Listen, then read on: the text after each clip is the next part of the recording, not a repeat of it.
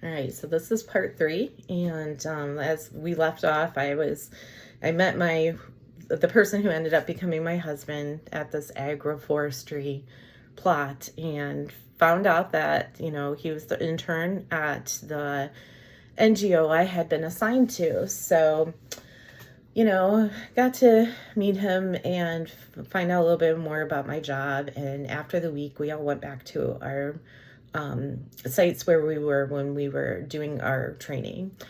We finished things up, graduated, and then our somebody from our prospective sites were coming to pick us up. So the intern, he came and picked me up, and I found out later on that he had asked to come pick me up because I guess way he says, like, he was attracted to me from the beginning. So he picked me up, but as we were going back, we had to make a stop in Kingston to pick up his girlfriend. Yeah, yeah, I said girlfriend. So I was like, oh, okay.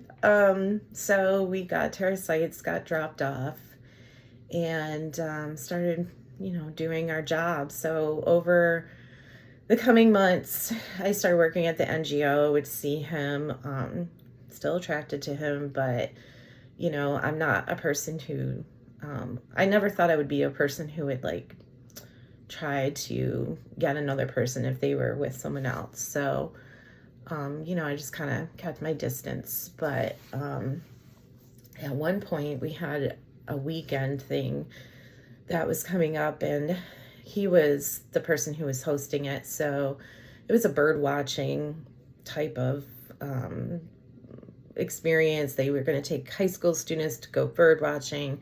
It was an activity associated with a grant that they had got funded before I came there. So he asked me if I wanted to go, and I was like, yeah, sure, I'll go do that. So woke up that next morning, Saturday, went bird watching.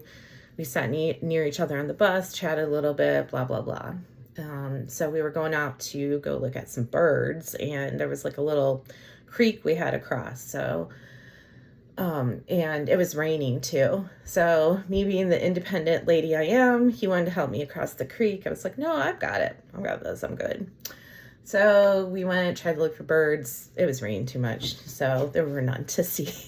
So we came back, and as I was crossing that bridge again, Miss Independent me decided, I didn't need his help. No. And then I fell into the creek, which was pretty funny. And he was really sweet. He got me a towel to sit on and a drink and all this, stuff. And we continued to talk on the way back. And we got back, and that next Monday, I was telling a couple ladies that worked in the office about it, and they're like, he did what? And I told them, like, yeah, he got a towel and a drink. Like, he never does that kind of stuff, Shannon, blah, blah, blah. And I'm like, well, I don't know, probably, not from this country, probably just trying to be nice or whatever. But they thought there was something to it, so I don't know.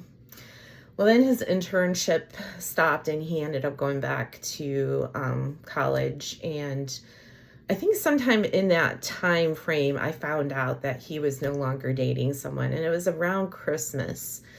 So my office was doing a little Christmas party, and so I went to it. And when I lived in Jamaica, I obviously didn't have transportation, so I would always take taxis everywhere. So I had taxied to the Christmas party. We did our thing, and it was fun and everything. Well, he offered to take me home, and I was like, yeah, sure. So as we were as he was taking me home, I will ever forget this. He was playing Michael Bolton. And I remember at one point he's like, so do you like Michael Bolton? I'm like, oh yeah. And in my head I was like, not since he was popular. But anyways, I was interested in this guy. So I was like, that's no big deal. I liked Michael Bolton at one point. So he dropped me off and was really sweet and everything. I went away for New Year's. My friend and we went, and I think we went to Montego Bay to visit a friend and had a lot of fun. And he started texting me some, and before I knew it, sometime, I think it was like January or February or something, we started dating. And for me, this was all very new. I had never really dated that much, or well, had not really dated at all. And so, you know, this is new, exciting. I'm in a foreign country. I'm dating someone from that country. It was fun. And so, you know, over our time together, we, you know, would hang out and date. And I unfortunately did at one point find out that he still was seeing his girlfriend and was seeing me at the same time, and she was pregnant. And I found that out by running into her on the street one day. And I should have taken that as a red flag, but I don't